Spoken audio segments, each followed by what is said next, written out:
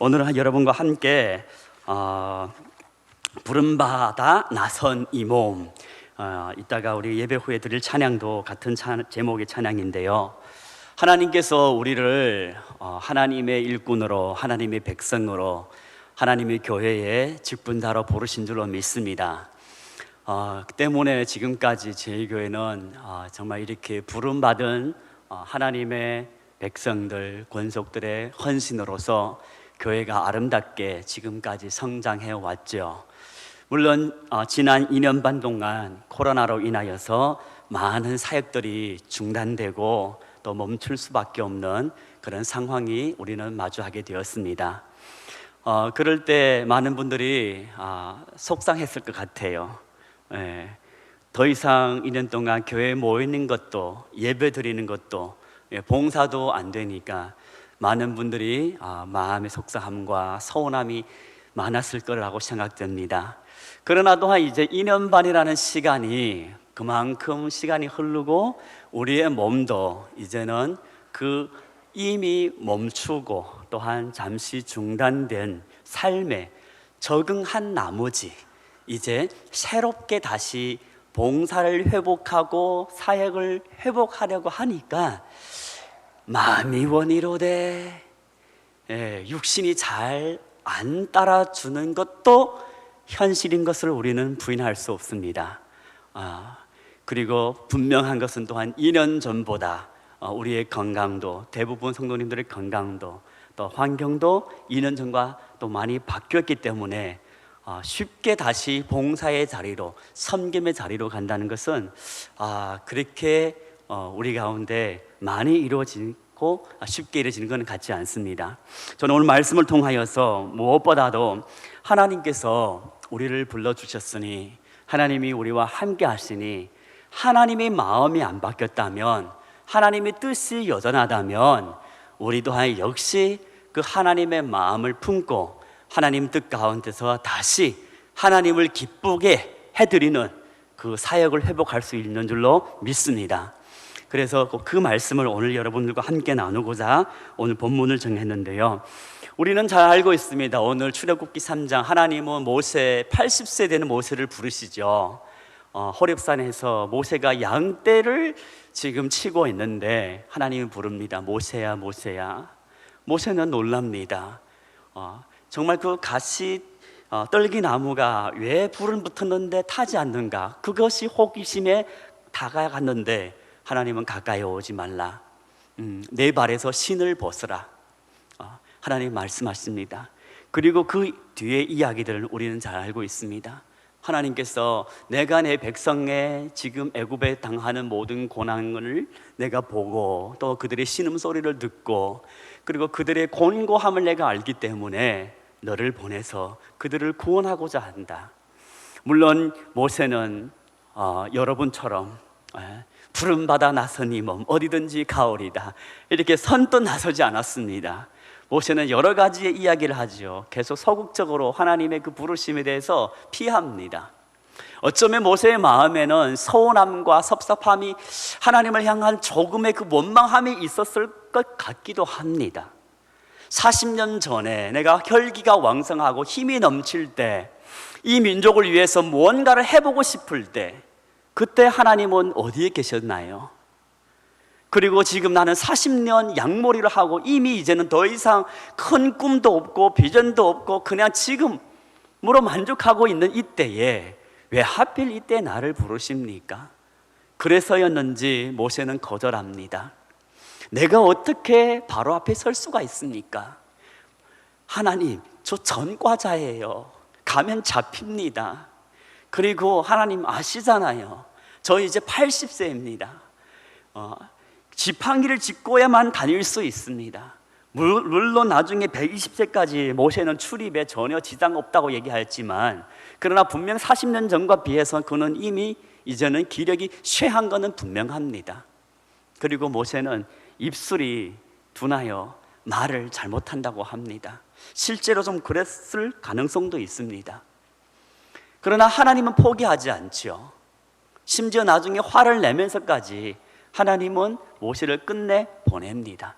여러 가지의 기적을 하나님 보여주시면서 끝내는 모세를 통하여서 결국은 이스라엘 백성을 애굽에서 인도하여 냅니다. 하나님의 열심은 절대 포기함이 없는 줄로 믿습니다. 아멘. 하나님이 포기하지 않으면 사람이 포기할 수 없습니다. 포기하더라도 하나님은 어떻게든 어떤 방도로든 결국은 그 사람을 통해서 하나님의 일은 하나님이 끝까지 사용하십니다. 이루십니다. 세상에 많은 사람들이 고집이 있지만 하나님의 뜻을 정해놓은 뜻을 바꾼 사람은 아무도 없습니다. 아멘이십니까? 하나님께서 우리를 향하여서 선한 뜻을 품으십니다. 모든 것이 협력하여 선을 이루고자 합니다. 그리고 하나님께서 우리에게 영광을 주기 위하여서, 그리고 우리가 더 아름다운 그릇이 되기 위하여서 하나님은 우리를 택하시고 쓰고자 할 때 하나님은 반드시 우리가 때로는 싫다한달지라도 하나님은 끝내 그 일을 이루어주신 줄로 믿습니다. 오래전 이야기입니다. 그냥 주워드린 이야기입니다. 혹여 우리 가운데 기억하신 분도 있을지 모르겠습니다. 요즘에 애완견을 많이 키우잖아요. 네. 어느 한 분이 애완견을 키우고 이제 산책을 나갔어요. 강아지는 산책하다 보게 되면 뭐 여기서 냄새도 맡고 혹은 다른 강아지를 만나면 장난도 치고 싶고 때로는 뭐 이렇게 짖기도 하고 그러잖아요. 근데 이 한 강아지는 오랜만에 산책 나왔는지 냄새를 맡더니 안 떠나고자 합니다. 마치 금을 발견하는 것처럼. 물론 강아지는 금을 안 좋아합니다. 예, 그것이 사람에게는 금일지 모르지만 강아지에게는 새로운 냄새죠. 이 정체성이 뭐지? 그러면서 안 가고자 합니다. 주인이 끌어도 싫대요. 안 간대요. 버텨요. 주인이 아니야, 나 빨리 산책하고 출근해야 되는데 빨리 가자. 안 가는 거예요. 강아지가 고집이 있는 거예요. 예, 목줄을 맸지만은 앞발을 턱 내밀더니 버티는 거예요. 안 가겠다고. 그리고 엉덩이를 땅에다 붙입니다. 예, 뒷발에도 힘 줍니다. 어떻게든 안 가려고. 버틸 수 있을까요? 주인이 당기면 끌려가겠죠. 그게 뭐 대형견이 아닌 경우에 그냥 끌려갈 수밖에 없습니다. 끌려가면 어떻게 될까요? 목이 아플까요? 안 아플까요? 아프죠. 발바닥이 아플까요? 안 아플까요?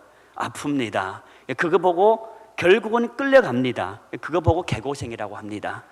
예.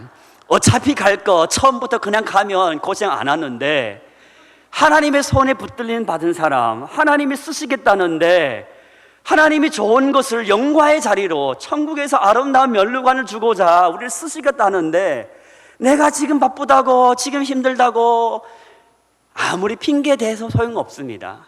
하나님을 이길 사람이 없어요. 오늘 모세 보세요. 꽤나 고집 있습니다. 보낼 만한 사람을 보내세요. 근데 하나님이 화냅니다. 누가 입술을 지었고 누가 사람의 혀를 만들었느냐? 나 여호와가 아니냐? 내가 너에게 말씀을 주겠다. 뿐만 아닙니다. 하나님은 많은 기적과 함께 모세에게 여러 가지 약속을 줍니다. 그냥 보낼 때에 그냥 너 혼자 홀로 달랑 가라 아닙니다. 너 손에 든 것이 뭐냐? 지팡이입니다. 던져봐라. 뱀을 변합니다. 집어봐라. 다시 잡았더니 다시 지팡이 됩니다. 손을 넣었다가 꺼냈더니 문둥병이 된 거예요. 다시 넣었다가 빼니까 다시 어떻게 해요? 회복됩니다. 하나님이 그에게 기적을 보여줍니다. 뿐만 아닙니다. 약속 주십니다. 오늘 3장 12절 말씀, 하나님이 이르시되 내가 반드시 너와 함께 있으리라. 아멘. 그냥 혼자 가는 것이 아니라 내가 너와 함께 있으리라. 그리고 내가 그 백성을 애굽에서 인도하여 낸 후에 너희가 이 산에서, 지금 이 호렙산에서 나 여호와 하나님을 예배하게 될 텐데 그것이 내가 너를 보낸 증거라는 거예요. 그 이야기는 하나님께서 모세를 보낼 때에 반드시 너를 통하여서 이스라엘 백성을 다시 이 산으로 인도해 내겠다는 거예요. 애굽에서 나오게 하시겠다는 거예요. 하나님의 약속이 분명합니다. 그리고 가라는 거예요. 근데 모세는 걱정되잖아요. 내가 누군데 40년 동안에 만나지 않는 백성들한테 가서 하나님이야 너희를 구원하겠대, 같이 가자. 갈까요? 안 갈 수도 있잖아요. 근데 하나님께서 3장 18절 말씀에 그들이 내 말을 들으리니 미리 여호와 하나님께서 그 백성들의 마음을 하나님께서 예비해 주시겠다는 거예요. 그 백성들이 내 말을 들을 것이다 뿐만 아니라 나중에 바로가 안 보내준다고 모세는 말합니다. 3장 20절에서 하나님께서 이 약속합니다. 내가 내 손을 들어 애굽 중에서 여러 가지 이적으로 그 나라를 친 후에야 그가 너를 보내리라. 안 보내면 내가 치겠다. 치서라도 반드시 보내게 하겠다. 하나님의 약속인 겁니다. 어떻게 해서든 모세를 통하여서 너는 가기만 하면 되는 거예요. 모세의 조건을 보지 않습니다. 나이가 많다, 전과자다, 입술이 둔하여서 은사가 없다, 아니에요. 그냥 하나님이 가라 하면 다른 거 필요 없고 하나님께서 명하신 거 한 가지, 지금 내 발에서 신을 벗어라. 그것이 하나님 앞에 주권을 내려놓는 겁니다. 종들은 신을 신을 수 없는데 자유인들은 신을 신습니다. 하나님 앞에 신발을 벗어 내놓으라는 것은 그 땅이 거룩한 땅이고 하나님 앞에 나왔을 때 너의 주권을 내놓으라는 거예요. 너의 인생의 주인은 이제 너 자신이 아니라 나 여호와라는 겁니다. 하나님께서 그걸 원하시는 거예요. 그 한 가지, 여호와 하나님께 순종하는 그 순복하고자 하는 그 하나면 끝난 겁니다. 나머지는 하나님이 이루십니다. 뿐만 아닙니다. 하나님께서 모세에게 2가지 기적도 주셨고, 그리고 내가 너에게 할 말도 가르치겠다. 그래도 못 간다니까 아론을 통하여서 할 말을 주겠다. 나중에 하나님이 화납니다. 그리고 모세는 어쩔 수 없이 갑니다. 여러분은 어떻습니까? 우리 5월 22일 날에 우리 제자리 캠페인을 진행하면서 우리 회복이란 주제를 가지고 올해는 출발했습니다. 이제 6월이 다 갑니다. 상반기가 이제 다음 주에 우리 교회 학교에서는 정산합니다. 결산합니다. 우리가 있어야 할 자리가 어딜까요?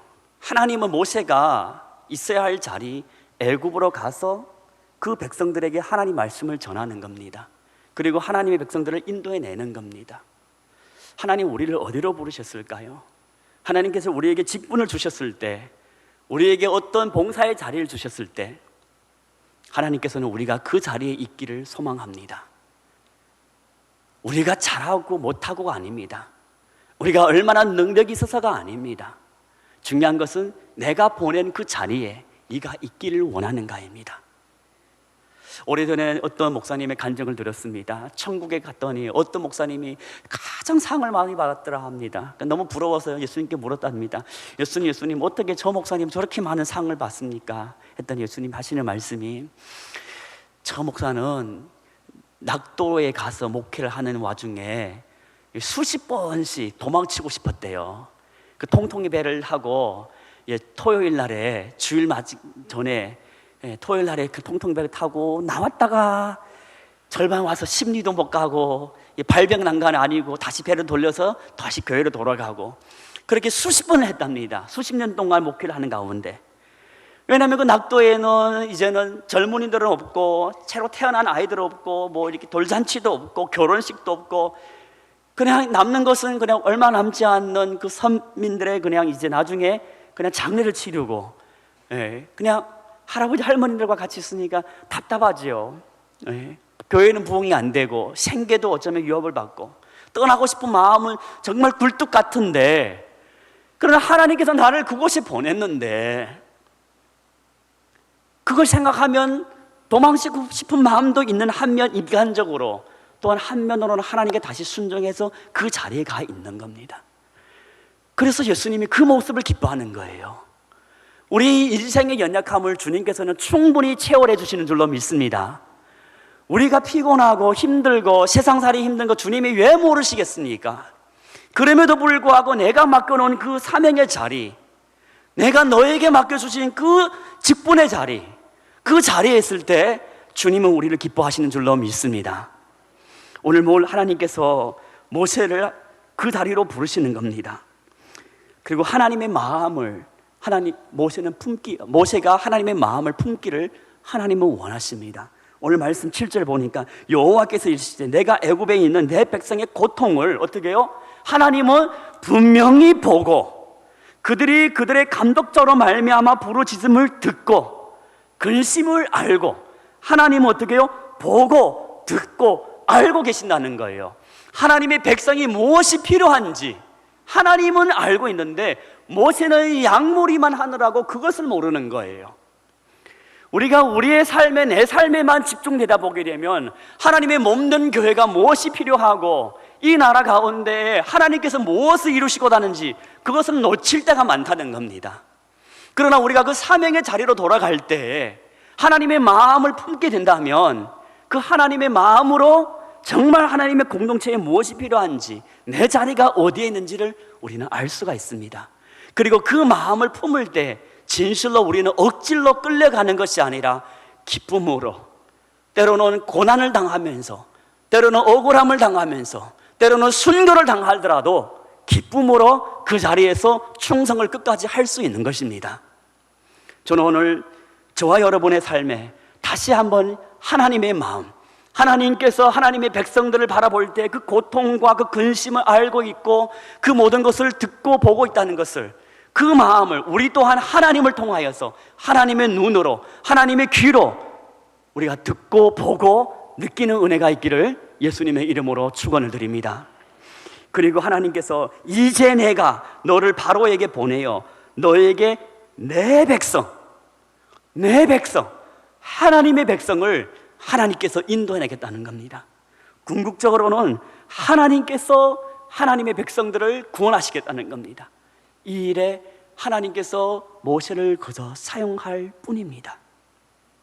그리고 모세로 하여금 이스라엘 백성들에게 가서 어떤 소식을 전하는가 하면 16절 말씀에 내가 너희를 돌보아, 내가 너희를 돌보아. 모세로 하여금 이스라엘 백성들에게 여호와 하나님께서 여러분을 지금 돌보십니다. 여러분을 권고하십니다. 여러분의 아픔을 하나님께서 보시고 듣고 하나님의 여러분의 고통을 아십니다. 때문에 여러분을 지금 애굽에서 구원해 내시고자 합니다. 그 마음, 그 메시지, 그 일을 이루시고자 하는 하나님이시란 것입니다. 이 세상을 우리가 바라보게 되면 정말 고통 가운데 신음하는 사람들이 많습니다. 우리가 뉴스를 봐도 너무 암담합니다. 촉복 소년들이 자신들이 이제 법적인 처벌을 받지 않는다는 걸 알고 그 나이 때 13살 된 아이들이, 12살 된 아이들이 죄를 범하는 거예요. 17살짜리 아이가 어떻게 핸드폰 GPS를 꺼가면서 자기 친구를 성매매로 이렇게 넘기고 차로 픽업하고, 이런 아이들에게, 이런 청소년들에게 무엇이 그들을 바꿀 수가 있겠습니까? 무엇이 그들의 인생을 바꿀 수가 있겠습니까? 사회복지요? 아니면 정부의 어떤 기관이겠습니까? 돌봄센터겠습니까? 아니면 감옥이겠습니까? 바꿀 수 없습니다. 이 아이들이 원해서 그렇게 했을까요? 그들이라고 더 나은 삶을 살지 않고 싶지 않아서 이런 죄를 지었을까요? 아니잖아요. 그런가 하면 가정의 아픔, 관계의 아픔, 이외에도 지난 과거의 어떤 상처라든 아니면 지금 현재에 놓여 있는 어떤 갈등이라든 미래에 대한 두려움이라든 많은 사람들이 신음과 고통 가운데 있습니다. 그리고 어떤 이는 죄로 인하여서 죄의 얽매임 속에서 신음하고 있습니다. 이기고는 싶은데 혼자 힘으로 안 되는 거예요.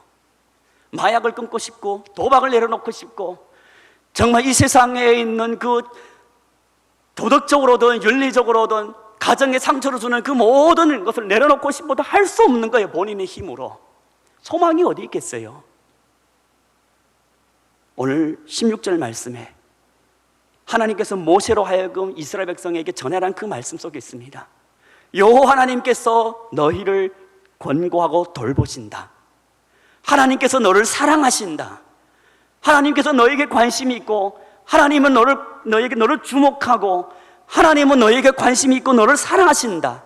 이 메시지, 이 복음, 이 은혜의 복음이 사람을 바꾸고 새로운 인생을 주신 줄로 믿습니다.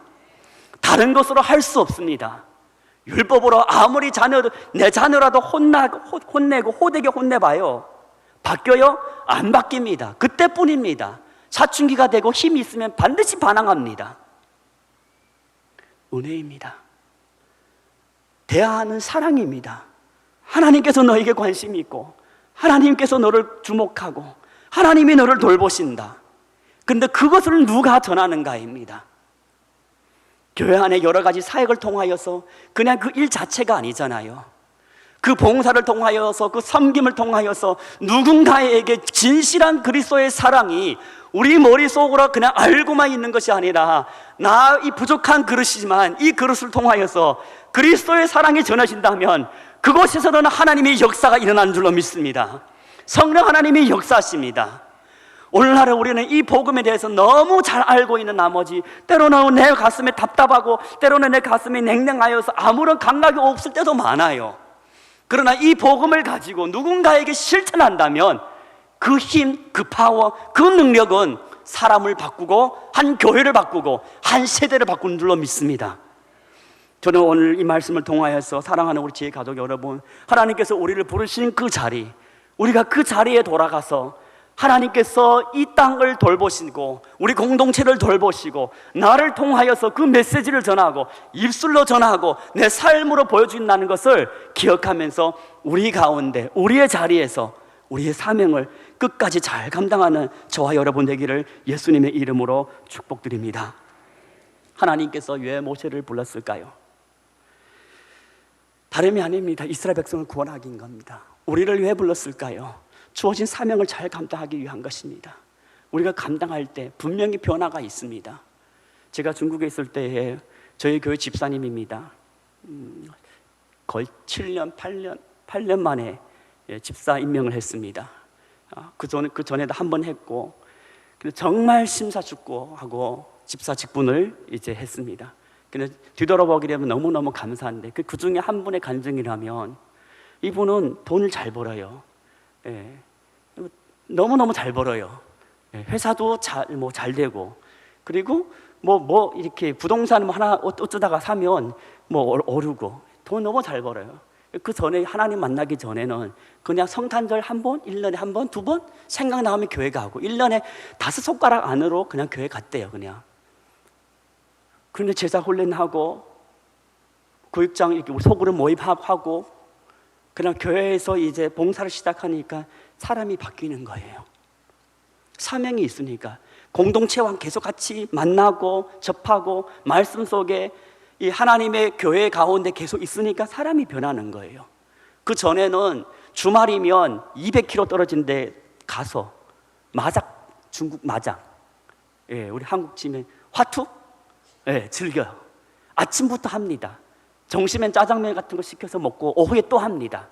5시쯤만 되면 이제 피곤해서 저녁 먹고 마사지 받고 그리고 저녁 8시부터 또 합니다. 그리고 다음날 또 나와서 출근하는 거예요. 그 정도로 세상이 좋은 거예요. 이 사람 삶이 변한 거예요. 나중에 자기 집을 내놓고 그냥 하나님께 드린 겁니다. 그냥 이 집에 나중에 정부로부터 압수당해도 괜찮습니다. 아파트를 내놓은 거예요. 그리고 주일날 몸된 교회를 섬기고 예전에 손가락 물도 묻히기 싫어하는 사람인데 요리할 줄 모르는 사람인데 주방에 내려가서 일찍 반찬을 준비하고 이렇게 주방 봉사를 하는 거예요. 사람이 바뀐 거예요. 누군가 하나님의 말씀이 들어가고 누군가 하나님의 은혜를 그에게 보여주면 그는 변합니다. 그러면서 교회가 점점 더욱 진정한 아름다운 교회로, 살아있는 교회로, 하나님의 원하시는 기뻐하는 교회로 변해가는 것이죠. 2020년 우리의 주제 회복입니다. 이 회복 가운데 오전에 담임 목사님께서 설교하실 때에 보복 여행, 여러분 기억나시나요? 요즘에 제주도에 사람들이 이렇게 너무너무 많다고 그동안 여행 못한 거 보복 여행 한다고 하는데 저는 여러분이 이제 하반기에 보복 섬김을 하시기를 축원드립니다. 그동안 2년 반 동안 하지 못했던 거 이제 더 열심을 내어서 정말 하나님 앞에 설 때 내가 후회 없이 충성을 다하는 우리 모든 제 가족 되기를 예수님의 이름으로 축원드립니다.